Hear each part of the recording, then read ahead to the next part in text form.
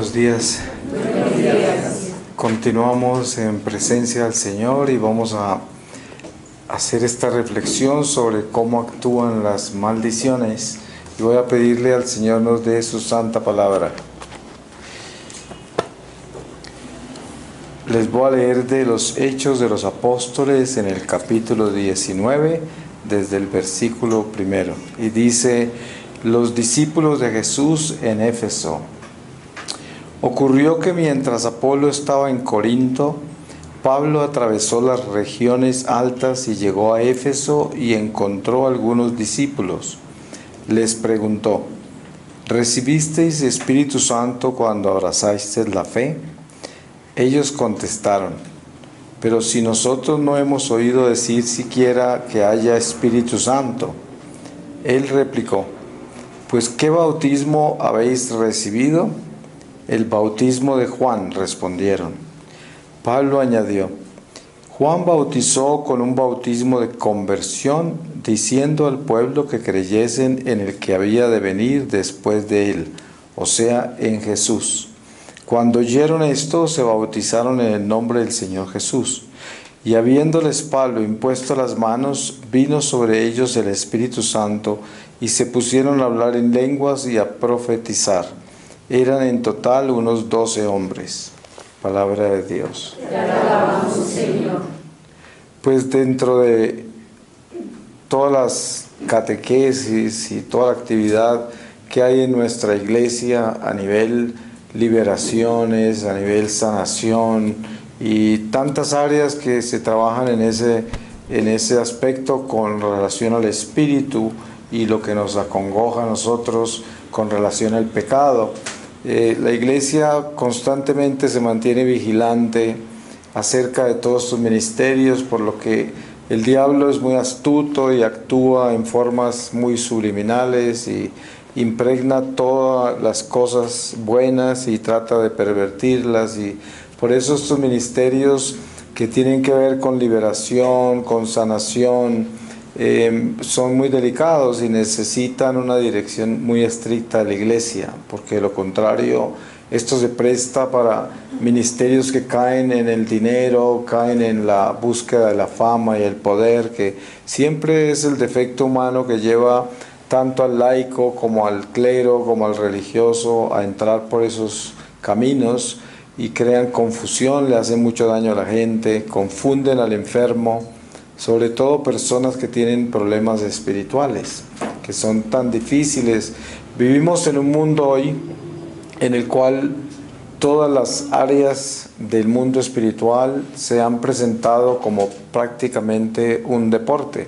La gente practica la nueva era como si fuese simplemente una cultura, como si fuese algo para hacer como un hobby. Hay señoras que se van a leer las cartas como si fuera un hobby, claro, y si les pregunto a usted dirán: yo no creo en eso, simplemente lo hago porque me gusta. Y así es los que leen el horóscopo, los que viven con lo de la astrología, la numerología, y lo hacen todo así prácticamente como si fuese un deporte. Lo que sucede es que entre más se ha globalizado toda esta práctica de la nueva era, pues más grande se ha hecho el peligro, porque la gente, como sin ponerle cuidado a la profundidad que eso tiene con relación al espíritu, se embargan esas cosas.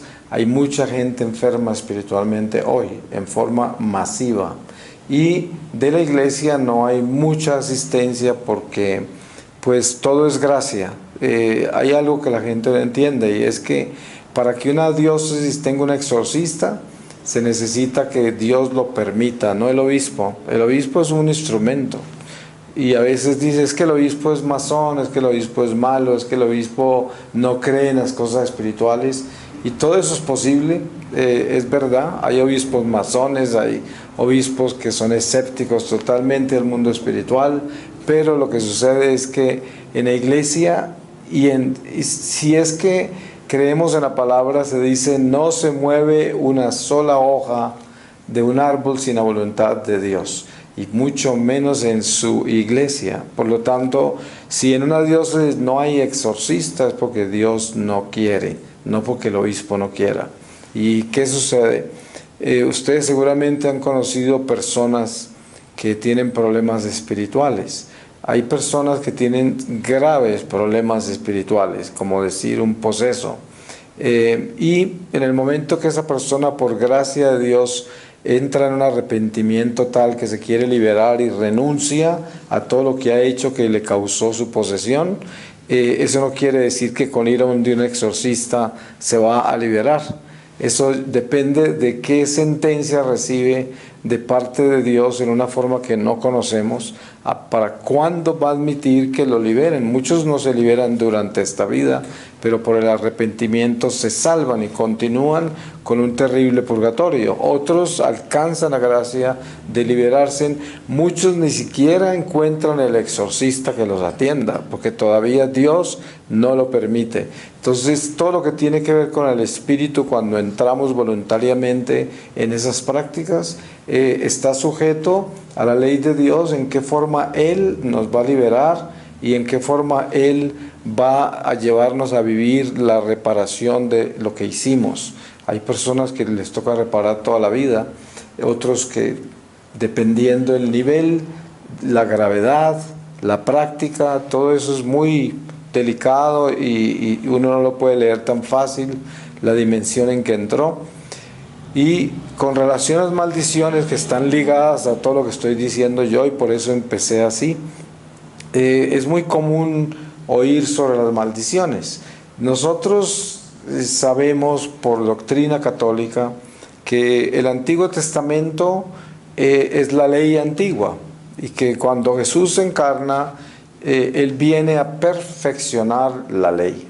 Por lo tanto, los protestantes que no tienen la gracia, la interpretación de la Biblia, ellos actúan sobre el Antiguo Testamento en una igual forma que actúan sobre el Nuevo Testamento, y por eso nos acusan de las imágenes, porque ellos utilizan el Antiguo Testamento donde hay pasajes donde se dice no harás imágenes de nada de la tierra o del cielo. Ese es el Antiguo Testamento, porque nadie podía hacer una imagen de Dios porque nadie la había visto, por ejemplo, ¿no? Nadie podía hacer una imagen de Dios. Nosotros sí, porque estamos haciendo imágenes de Jesús que lo vieron miles de personas. Y no estamos haciendo nada imaginario, sino real. O sea, los cambios son muy grandes del Antiguo al Nuevo Testamento. En el Antiguo Testamento hay pasajes donde dice, los antepasados comieron uvas agrias y los hijos nacieron con dentera. Eso quiere decir que heredan los pecados de los antepasados. Y ya dentro incluso del Nuevo Testamento hay pasajes donde se dice que Dios no cargará con los pecados de los antepasados si no los imitan, si no hacen lo mismo que ellos hacían. Y esto ya es en el Antiguo Testamento. Ahora, a partir de la encarnación de Jesucristo, con el bautismo la Iglesia nos dice y nos enseña que hemos sido exorcizados con el bautismo, liberados del pecado original y de todo pecado ancestral, completamente libres con el bautismo. Ahora, la Iglesia nos enseña también que cuando uno cae en pecado mortal pierde la gracia bautismal, porque cae en pecado mortal y queda como si no lo hubieran bautizado. Tiene que arrepentirse y confesarse para renovar su bautismo con la confesión. Y por eso el Señor nos da la confesión, porque conoce nuestra condición humana, que es pecadora, que es limitada, débil, frágil, vulnerable, y por lo tanto no siempre va a estar de pie en frente del pecado y de la tentación. Entonces, pero hay algo importante en esto que estoy diciendo, y es que con relación a las maldiciones, supongamos que su padre era un hombre alcohólico y era promiscuo y visitaba prostitutas y tenía toda clase de actividades muy malas. Entonces una de esas mujeres con que andaba lo maldijo, le hizo brujería, quién sabe cuántas cosas. y a él le fue mal y por lo tanto toda la familia sufrió las consecuencias porque esas cosas que le hicieron a él no es que le han caído a los hijos, pero la familia vivió muy mal por culpa de las actividades del papá. Esos son obviamente que si un papá es borracho, si un papá hace todo eso, toda la familia sufre y van a tener problemas económicos y van a tener problemas en la sociedad, van a tener un mal nombre, mala reputación, toda la familia por culpa del padre. O sea, pero des en cuenta que esa maldición no es que cayó sobre todos los hijos, sino que por culpa del padre todos se afectaron. Pero cada individuo está libre de la maldición del padre, lo que la bruja le hizo, o la prostituta, o quien le hizo lo que le hizo al padre borracho, promiscuo. No se puede decir que entonces todos quedaron malditos. Esas son un tipo de superstición y de deducciones que no son católicas, que no es nuestra teología. Y se utiliza mucho entre algunos protestantes, incluso entre algunos curas católicos, que lo hacen por dinero, por ser famosos y poder y quién sabe cuántas cosas, manipulación, no son cosas de Dios. La realidad es esta: nosotros cada uno somos responsables de nuestra vida, y sobre todo cuando hemos sido escogidos por Dios para ser bautizados. En el momento que nos bautizan, nosotros tenemos una gracia sobrenatural que nos da el conocimiento pleno de la ley. Y no solamente eso, nos da la luz del Espíritu Santo que nos guía en el discernimiento de espíritus, enseñándonos qué es bueno y qué es malo. Ningún bautizado tiene la excusa de que no sabe distinguir entre el bien y el mal. Eso es mentiras, porque no importa el estado en que usted se encuentre con relación a su formación, el Espíritu Santo en usted por el bautismo le trajo la luz de la verdad, y esa luz lo acompaña toda la vida. Eso no se apaga aunque usted vive en pecado, siempre sabrá cuál es el mal y cuál es el bien. Entonces, las acciones nuestras del pecado traen consecuencias muy graves. A nivel personal primero, y como dije al principio, si yo soy un padre de familia y yo vivo en pecado mortal y estoy haciendo cosas contra Dios, se va a afectar toda mi familia. Pero no es porque esté maldita mi familia, sino porque yo estoy en maldición por mis propios pecados. Porque el pecado es una maldición. Miren ustedes, ¿por qué razón se llama la cruz un palo de maldición? Porque ahí crucificaban a aquellos que eran condenados por la sociedad y tenían que ser crucificados afuera de las murallas de la ciudad, y eran personas malditas, ¿cierto? Porque eran condenadas a muerte por sus pecados, porque eran ladrones o criminales o quién sabe, y así fue que Jesús se acostó sobre ese palo de maldición para librarnos de la maldición del pecado. Y ahí tenemos que entender qué es lo que significa la cruz. Entonces, en la cruz está la salvación de la maldición. Y por eso, si somos cristianos, ¿acaso vamos a estar malditos? Pues no. Un cristiano que es fiel no le cae ninguna maldición. La palabra dice, ni el veneno os entrará. Sí, eso dice la palabra. Entonces, en conclusión sobre esto, sabemos que si yo estoy bautizado y yo soy fiel a Dios, a mí no me entra nada. La gente dice, ¿existen las brujas? Y la respuesta es, claro que existen. Lo que pasa es que para que una bruja pueda actuar contra usted, usted tiene que estar en su territorio. O sea, tiene que estar en el territorio del mal.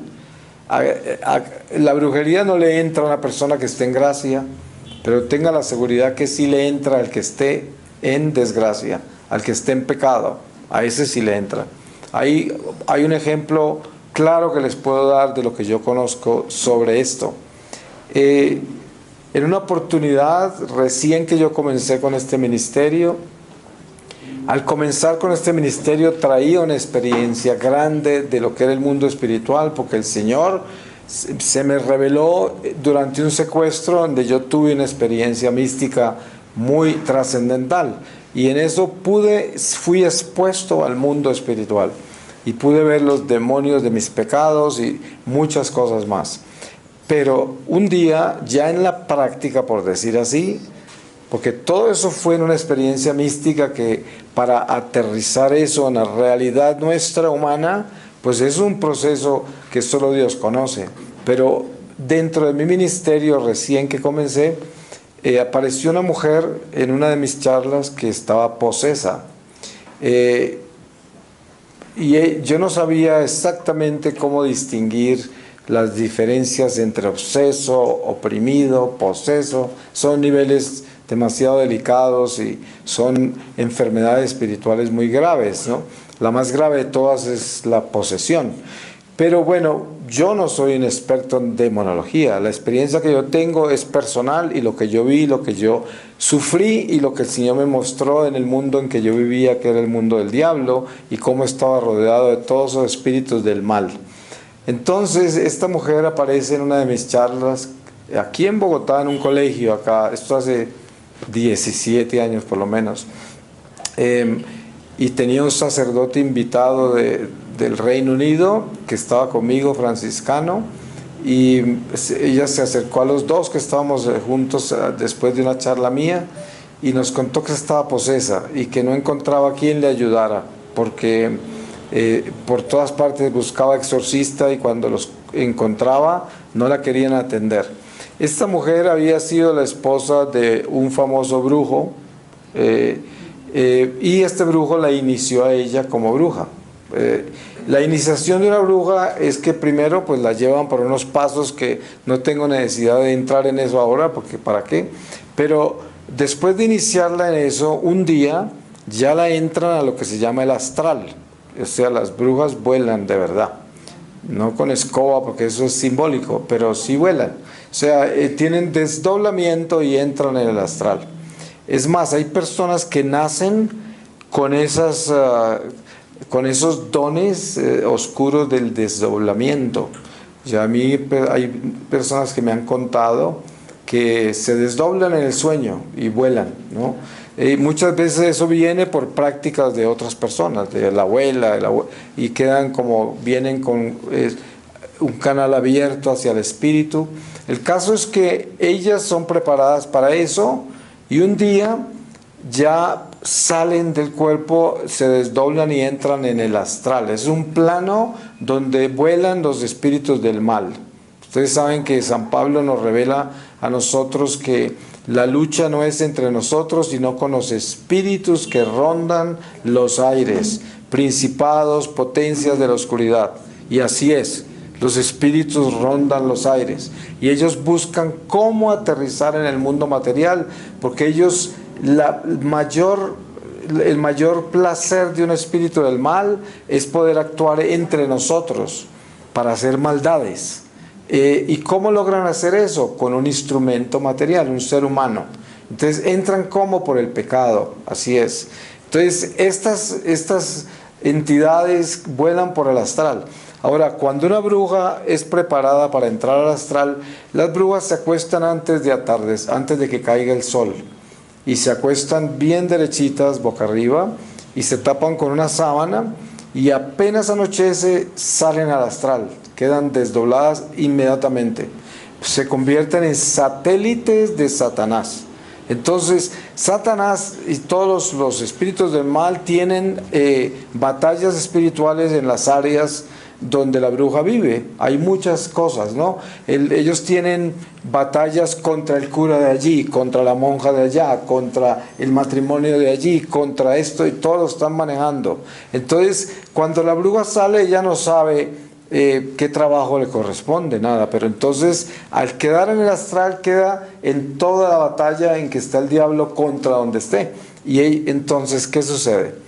Usted está en su casa, una persona buena, noble, normal, obediente a Dios y todo, sin conocimiento del mundo espiritual para nada. Entonces ustedes son de los que no se cuida de las cosas que compra, de las cosas que lee, de las cosas que ve en televisión o en las redes sociales, no se cuida de nada, que es una persona abierta a mirar todo, a oír todo, a comprar todo, y resulta que los espíritus del mal utilizan aeropuertos.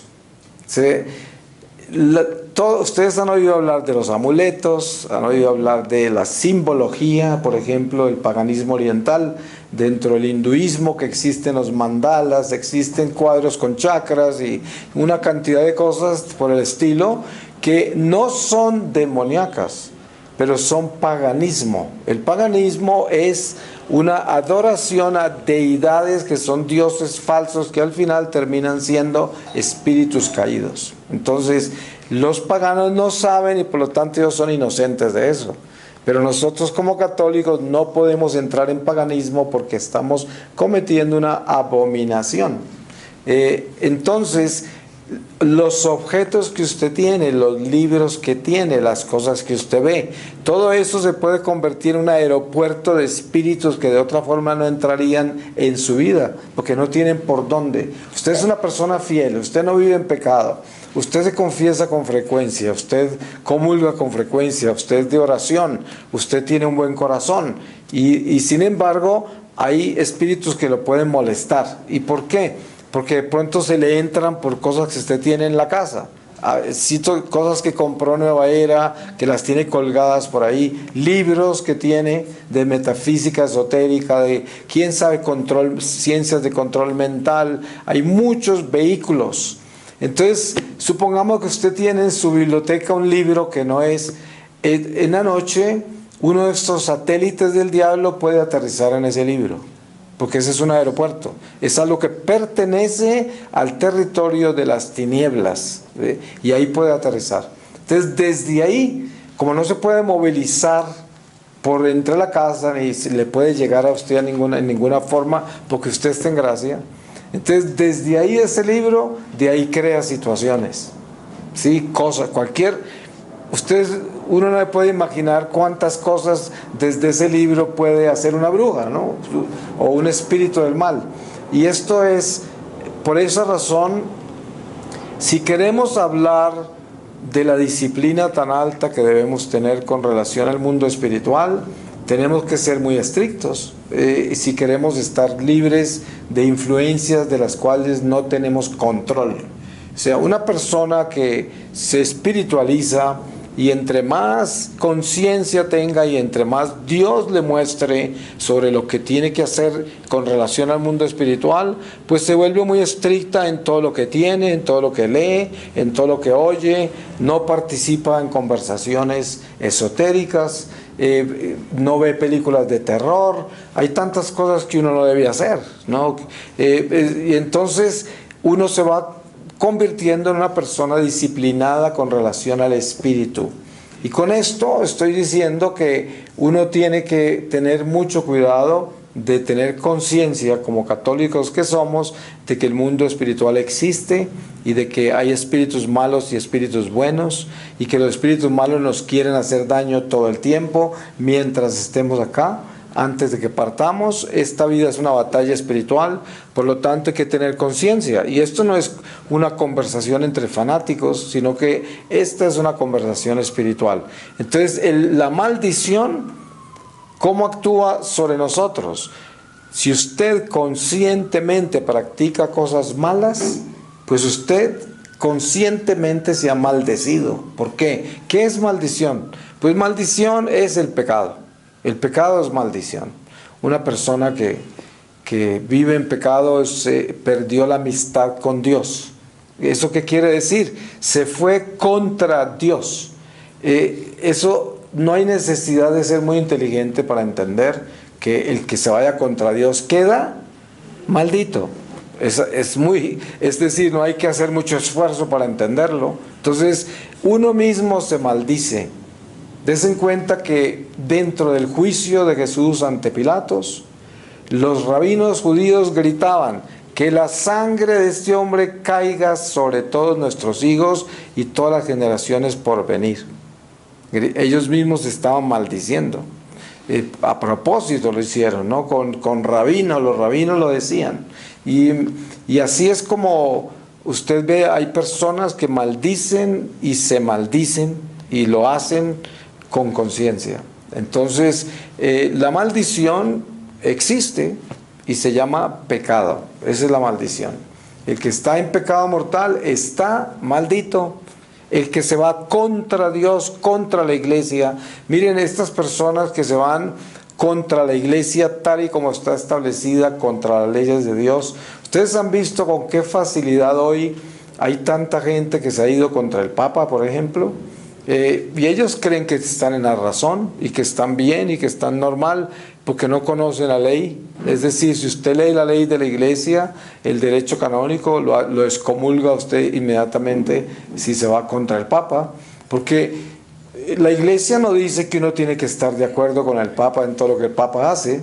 Eso no es pecado no estar de acuerdo, pero sí es pecado estar contra él y declararlo antipapa, demonio. Eso ya es un pecado muy grave, ¿no? Entonces es una abominación. Entonces ahí la persona solo se maldice, queda excomulgada, queda considerado apóstata inmediatamente por ley canónica. No, la iglesia no necesita decirle a usted eso, usted quedó convertido en eso. Entonces el que comete un pecado mortal, la iglesia no necesita decirle estás en un estado de maldición. No, usted por el pecado mortal perdió la amistad con Dios, la perdió. Entonces si la perdió, pues usted está en pecado mortal y en ese momento se encuentra en graves problemas con Dios, porque es tan delicado todo. Uno vive en un mundo en el cual hay tanta gente que vive lejos de Dios. Es decir, si nosotros miramos lo que nos rodea, la gran mayoría de la gente no le interesa estar con Dios y no le interesa obedecerle, porque están muy interesados en el mundo material, y buscan las cosas del mundo material, y por lo tanto no les conviene tener reglas morales, no les conviene tener ninguna ley que los limite, y por eso Dios es un obstáculo en todo sentido, y buscan religiones para vivir con una conciencia cobijada en religiones falsas. ¿Han visto ustedes gente que es católica y se divorcia y entonces se une con otra persona y tienen una unión libre en pecado mortal? La iglesia católica no los va a aceptar, entonces se van a una secta donde los aceptan y se inventan una nueva religión, y así es, mucha gente se acobija a sus pecados por conveniencia, y como tienen una necesidad religiosa por el bautismo, entonces se acobijan con cualquier tipo de religión, y en esa religión les crean una idea falsa de iglesia, y por eso hay tanta gente en las sectas, porque es que las sectas les acobijan todas sus necesidades a conveniencia. Este es un engaño que la gente sabe que está engañada, y que si se muere así, el problema es gravísimo, y lo saben, pero nunca lo van a admitir, porque están acomodados al mundo temporal, a la vida temporal, porque no ven más allá de esta vida, no la ven, o no la quieren ver, porque en realidad el bautismo nos da la luz para mirar, para trascender el mundo temporal. Sin embargo, la mayoría de la gente se hace la ciega sobre eso. Entonces, maldiciones intergeneracionales no existen. Hay mucho ministerio de eso, que sanación intergeneracional. Eso es mentiras, porque eso primero tiene origen protestante, que eso nació con los anglicanos en África. Y segundo, la iglesia lo ha condenado 1.000.000 de veces, y eso no es teología católica, porque si eso fuera cierto, entonces eso invalida el bautismo. Entonces, ¿el bautismo qué es? O sea, usted cuando lo bautizaron, ¿no lo exorcizaron y no lo libraron del pecado original y de los ancestros? Entonces se estaría negando la realidad del bautismo. Ahora, se niega la confesión, porque cuando nos confesamos y la iglesia nos absuelve de todos nuestros pecados, quedamos libres y en paz con Dios. ¿Acaso saldría uno del confesionario cargando una maldición de mi abuelo o de mi abuela después de confesarme y que fui absuelto de todos mis pecados? ¿Cómo puedo llevar yo los pecados de mi abuelo si me acaban de absolver? Esa es una herejía. O sea, eso no es teología católica. Entonces a uno no lo tienen que desencadenar de lo que hicieron los antepasados.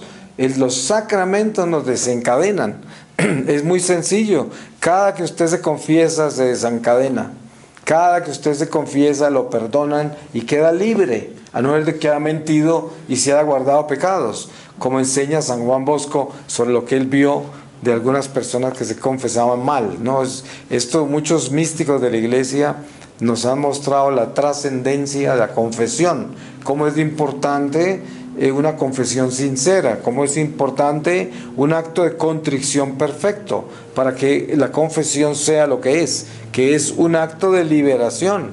La confesión es como un exorcismo, realmente, porque miren ustedes, si el bautismo nos exorciza de nuestros pecados ancestrales desde nuestros primeros padres, Adán y Eva y todos los demás, entonces al perder la unción bautismal por culpa del pecado mortal que cometimos, al confesarnos lo recuperamos. ¿Por qué? Porque esa absolución del sacerdote en nombre de la iglesia nos vuelve a exorcizar, realmente vuelve y saca el demonio de nuestra vida y nos deja libres de nuevo para ser amigos de Dios, fieles a Dios.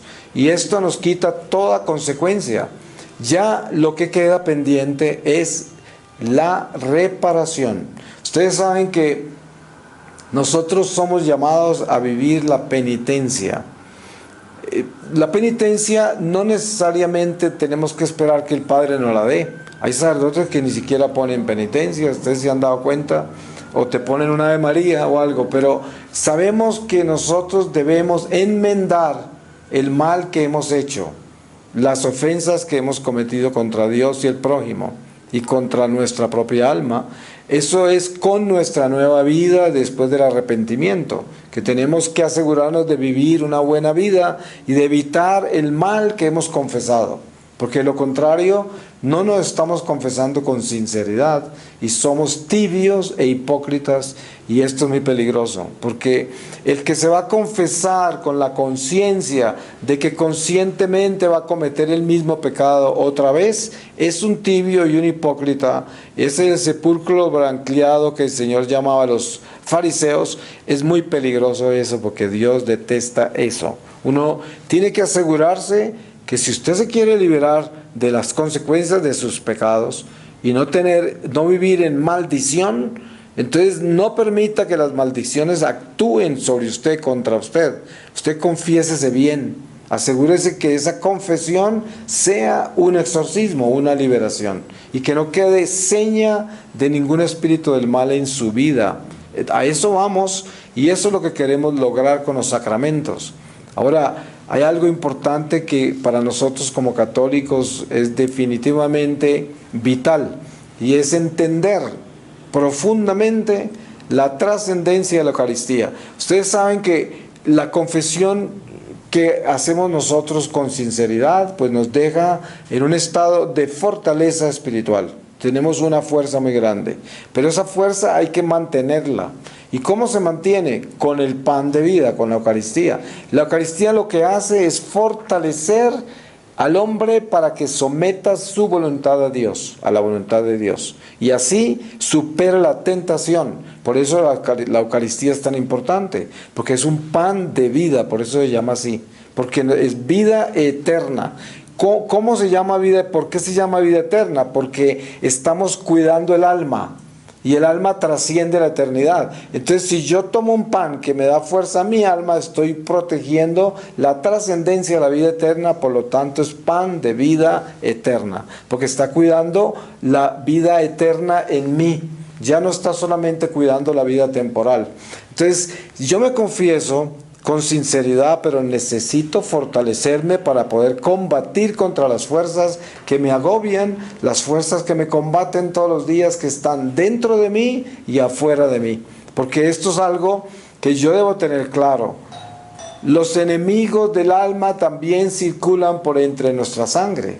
Nuestra propia naturaleza humana está manchada, y a través de esa mancha disparan los enemigos del alma, que son nuestras debilidades, concupiscencia de la carne, de los ojos, todo esto es lo que nos lleva a nosotros a caer, a debilitarnos, a colocarnos en territorios vulnerables, y todo esto se fortalece con los sacramentos. Por eso la confesión bien hecha y la comunión lleva al hombre a edificarse en una fortaleza que puede combatir contra la tentación. Porque ¿cuál es el triunfo nuestro realmente?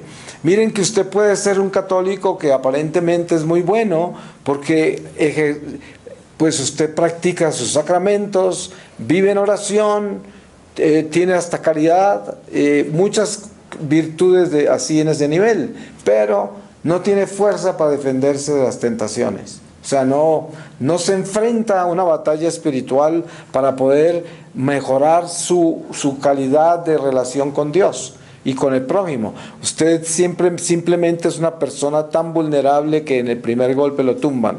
Entonces ahí hay una mediocridad y una debilidad que se tiene que cuidar. Nosotros tenemos que mejorar, porque si nos encontramos con la muerte en este tipo de debilidad, nos cuesta bien caro, porque la vida que sigue va a ser bien complicada, porque no hemos podido todavía alcanzar a dominar demonios primarios. Entonces quedamos entre ellos al morir, aunque no nos hayamos condenado por haber estado siempre en iglesia practicando nuestra fe, y la misericordia de Dios es tan grande que por eso nos da la salvación. Sin embargo, la escuela que tenemos que aprender en el mundo espiritual después de la muerte es extremadamente dolorosa y oscura, porque quedamos en un estado muy bajo, porque no comenzamos a crecer desde ahora. Por eso es importante que lo que estemos haciendo con nuestra fe, por medio de los sacramentos, de la confesión, fortaleciéndonos con la Eucaristía y con la oración, sea para darnos cuenta que estamos más fuertes contra la tentación, que somos capaces de superar cosas que antes no superábamos, que ya sentimos la fuerza en nosotros. Esto es importante discernirlo, porque usted de pronto no se da cuenta que está viviendo una vida muy mediocre y cae siempre en la misma forma y con la misma facilidad. Ahí no hay crecimiento espiritual, y no se engañe. Tiene que tener mucho cuidado con eso, porque se trata de que nosotros nos convirtamos en personas más fuertes cada vez. Miren, la vida nos trae muchas pruebas, y el sufrimiento, las pruebas de esta vida no van a faltar, porque el Señor nos está moldeando con nuestra vida temporal. Él nos suelta el ruedo y defiéndase el que pueda. Ustedes ven cómo los leones y las leonas con sus cachorros, ellas no andan detrás de ellos. Esos cachorros se saltan, se sueltan y ellos los dejan. Se ve el león y la leona tirados por ahí, y los cachorros en toda clase de problemas, así. Esos leones no reaccionan a no ser de que sea peligro eminente de muerte del cachorro. De lo contrario, se meten en 50 accidentes, pasa lo que sea, ni se inmutan. Escasamente abren un ojo por allá así. Y esta es la realidad de Dios con nosotros. Dios es ese león, ¿sí? Ese león de Judá, como se conoce en la palabra de Dios. Ese león abre el ojo así a mirarnos, pero Él nos lanzó al ruedo. Y en esta vida nos moldeamos a golpes. Mire, como cachorros salvajes somos todos nosotros. Estamos dándonos contra las paredes, aprendiendo a defendernos del fuego, de los elementos naturales y sobrenaturales, y esta es la vida nuestra. Y así nos vamos moldeando. Y cuán grande alegría tiene Dios cuando ve que estamos creciendo y fortaleciéndonos y convirtiéndonos en otro leoncito o leoncita con fuerza, con sagacidad, con astucia, con sabiduría. Y todo eso es lo que tenemos que hacer. Estamos sueltos en el ruedo de la selva de la vida. Y a nosotros nos toca aprender a ser buenos leones, buenas leonas, con los elementos, sin necesidad de estar buscando el león o la leona para que nos defienda, sino que es que nosotros tenemos que crecer con los elementos que nos dieron, y en esa forma nos volvemos los hijos de Dios que Dios quiere que seamos. Esta sociedad en que vivimos hoy crea una cantidad de gente perezosa, una cantidad de gente cómoda, gente que busca solo su conveniencia, egoísta, materialista, relativista, Y bueno, pues todos hemos padecido niveles de eso no nos escapamos ninguno, porque es la sociedad en que crecimos, esta es la sociedad que nos tocó. Pero entonces, como todos estos son elementos negativos y perjudiciales para nuestro crecimiento espiritual, pues como son tan obvios y tan claros, debemos rechazarlos con mucha fuerza, rechazar la relación que tenemos con el materialismo, con el relativismo. Dese en cuenta que la misma sociedad está diseñada en una forma que nosotros podemos entrar en el relativismo en una forma prácticamente subliminal y comenzamos a aceptar cosas que no se deben aceptar de la sociedad. ¿Cuántas familias terminan aceptando cosas absurdas? Porque en la familia apareció alguien raro y entonces ya creen que es normal, ¿no? Porque el uno se volvió ladrón y el otro se volvió mentiroso profesional y el otro se volvió prostituta o prostituto y cuántas cosas hay en la sociedad que son de ese nivel. Entonces aparentemente se va acomodando todo eso y se vuelve uno relativista. Entonces dice, pues es que el pobre tal cosa, no, es que la pobrecita tal otra, y es que esto, y lo vamos acomodando, entonces todo se vuelve relativo, ¿sí? Este es un mundo relativista. Y ahora el materialismo también se justifica, porque des en cuenta la cantidad de gente que está esclavizada a este mundo, llena de problemas por el materialismo, pero así.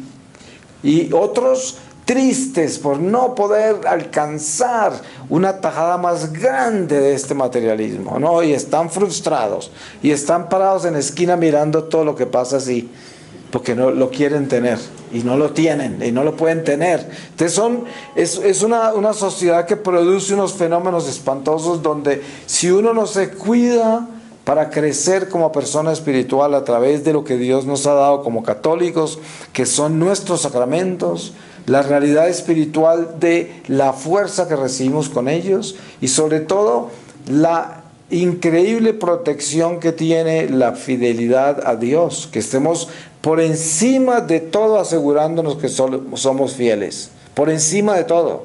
Es decir, así sea mi padre, mi madre, mi hermano, mi esposa, quien sea que esté empujándome a hacer una cosa que no debo, yo debo ser fuerte, muy fuerte, para no caer en nada, para no ofender a Dios. Es importante tener eso claro en la vida nuestra.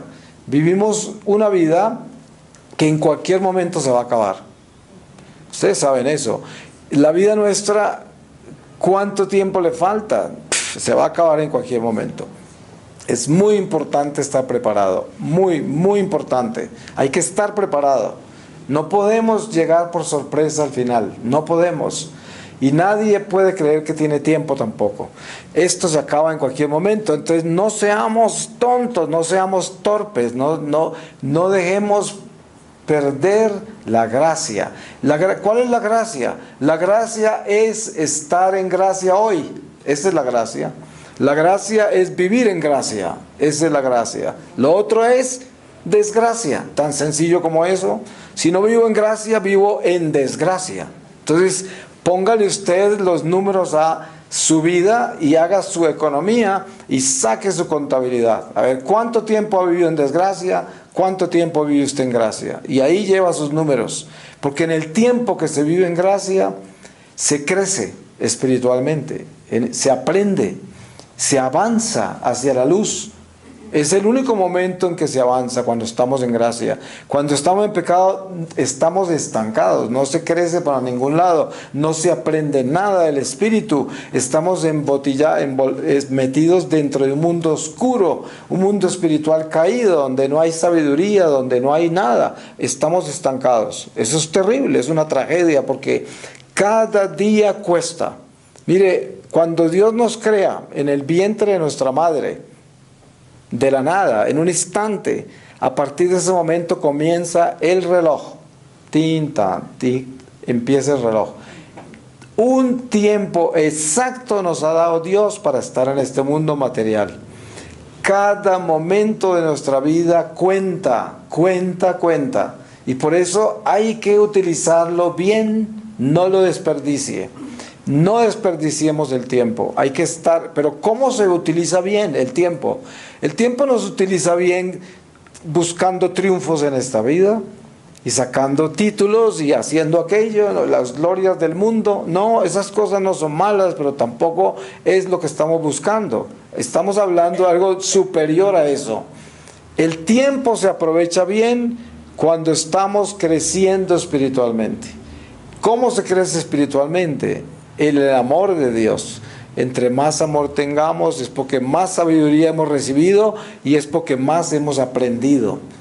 Una de las señales más grandes de que nosotros hemos crecido espiritualmente es porque finalmente hemos aprendido a tener paciencia, compasión, tolerancia, caridad. Hemos aprendido a tener el amor de Dios con todos, especialmente con los enemigos, con la gente que no nos quiere, con los que nos desprecian, con aquellas personas que no queremos. No es fácil. Miren, por ejemplo, situaciones puntuales y comunes. Estamos viviendo en Colombia un tiempo de elecciones y a todos nos toca tomar decisiones porque nosotros somos responsables del futuro de nuestra patria, de quienes gobiernan esta patria. Es muy difícil amar a las personas que quieren destruirnos y quieren hacerle daño a nuestros niños y quieren traer males a la sociedad. ¿Cómo hace para amar a esas personas si le quieren hacer daño a usted y a todo el mundo? Es difícil amarlos, pero precisamente la forma de vivir esas realidades es asegurándose de no odiarlos, porque pierde usted. ¿Quién es el que pierde? El que pierde no es el odiado, sino el que odia. Es el que pierde. Mucha gente me odia a mí, pero yo no los odio a ellos. Entonces, ¿quién perdió? Pues los que me odian a mí, porque están envenenados y esa sangre envenenada es una sangre que va a testificar contra ellos. Miren, hay algo importante para terminar ya que nosotros debemos tener en cuenta. Toda nuestra vida está marcada en nuestra sangre. La sangre nuestra lleva la marca de todo lo que hacemos. Hágase de cuenta que como si la sangre fuera un disco duro. La sangre recoge todo, tiene memoria de todo, de toda emoción, de todo sentimiento, de toda pasión, de todo miedo, de toda fortaleza, de todo está en la sangre. En la sangre. Entonces nosotros vamos marcando nuestra sangre. Y la sangre obedece a lo que usted le marca. Es totalmente maleable, o sea, hace lo que usted le marque. Entonces usted es el resultado de lo que ha hecho con su sangre, porque esa sangre que circula por dentro de usted le trae. Usted se ha dado cuenta cuando usted tiene rabia, ¿qué es lo primero que se le nota a usted? A ver, se le sube la sangre a la cara, ¿cierto? Se pone rojo, así sea una persona con anemia. Esa es una de las muestras de lo que es la sangre. La sangre marca todo. Está usted triste y está todo deformado, ¿cierto? Todo el mundo le dice, ¿qué te pasó? Claro, porque la sangre se le fue para los pies, está todo blanco. Sí, un africano blanco, no se ve, es que está deprimido. Entonces, lo que pasa es que tenemos que tener esa conciencia de lo que es la sangre y cuidarla mucho. Ustedes se dan cuenta la gracia tan increíble que hay en la iglesia con los cuerpos incorruptos. Los santos que no dejaron cuerpos incorruptos no es que no sean santos. Lo que pasa es que los cuerpos incorruptos son una gracia de Dios, como una muestra que nos deja una reliquia para que, como testimonio de la fuerza de la sangre. ¿Qué sucede con un cuerpo incorrupto? Un cuerpo incorrupto es un cuerpo cristificado, que la sangre humana imperfecta se cambió por la sangre de Cristo y por eso queda el cuerpo incorrupto, porque es sangre de Cristo en ese cuerpo, o sea, ya no es sangre humana y por eso se mantiene a través de los años. Hay cuerpos incorruptos que tienen 2000 años. En Croacia nosotros cada que vamos visitamos una iglesita en Zadar, que es uno de los puertos más antiguos del mundo. Tienen archivos de más de 4000 años. Usted se puede imaginar, cuando uno camina por esas calles, uno pisa piedras que han pisado por 4000 años. Y hay una iglesia que se llama la iglesia de San Simeón. San Simeón es el profeta de la presentación. ¿Ustedes se acuerdan que él dijo, ya puedo morir en paz porque he visto al Salvador? Ese es un judío rabino que medía por ahí 1,20 m, yo creo que era muy pequeñito, y resulta que cuando destruyeron a Jerusalén en el año 60 y pico, unos cristianos se llevaron el cuerpo de San Simeón para Roma en barco. Pero cuando estaban en el Adriático, al frente de lo que es hoy Croacia, los cogió una tempestad espantosa y les tocó atracar en el puerto de Zadar. En el puerto de Zadar había una plaga. Entonces ellos se hospedaron donde un cristiano que había ahí, y llevaron el cuerpo del santo a esa casa. Pero se murieron por la plaga y quedó solo el dueño de la casa, que era un hombre pobre cristiano que no tenía cómo llevar ese cuerpo a Roma. Entonces el cuerpo se quedó ahí y con el tiempo le hicieron una iglesia, porque ese santo todo el mundo sabía quién era, y está incorrupto, perfectamente incorrupto. Ustedes pueden imaginar cuántos años tiene. Estamos hablando de que se murió recién, yo creo que se murió mucho antes de que Jesús saliera en su vida pública. Yo creo que él murió muy poquito después de la presentación, porque él incluso dijo, ya puedo morir, ¿no? Entonces, ese cuerpo tiene 2000 años y está perfecto, absolutamente perfecto.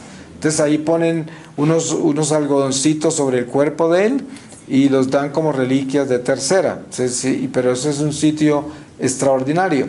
Es una muestra de lo que estoy hablando yo, la sangre. ¿Qué es lo que se santificó ahí? Esa sangre se santificó y se convirtió en sangre de Cristo. Des en cuenta la maravilla que es eso. Es extraordinario, porque cuando nosotros descubrimos que en nuestra sangre hay tantas cosas malas, usted sabe, mire, usted se queda quietecito por ahí en adoración al Santísimo como estamos ahora, y usted siente su sangre y le pasan cosas buenas y malas que están circulando. Uno se olvida que es la sangre la que está circulando, la que trae todos sus pensamientos. Uno dice, ¿y cómo me llegó ese pensamiento? Pues cómo, si es que le circula, es que sube y baja, sube y baja. Entonces, toda esa información la llevamos en la sangre y eso circula todo el tiempo. Pero a medida que nosotros vivimos fieles a Dios, con el tiempo esa sangre se va limpiando.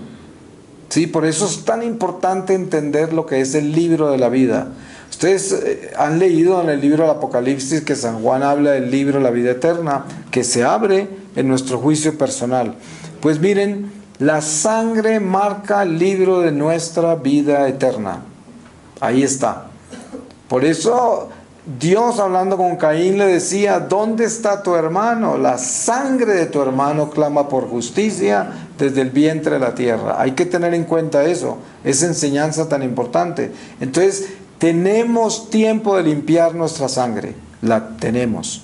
Y aprovechen cada minuto de su vida. No desperdicien un momento y verán cómo va cambiando la sangre hasta el punto que quede incorrupta. ¿Cómo será? ¿Cómo cambiará? Que quede incorrupta. Todos esos cuerpos incorruptos eran de pecadores.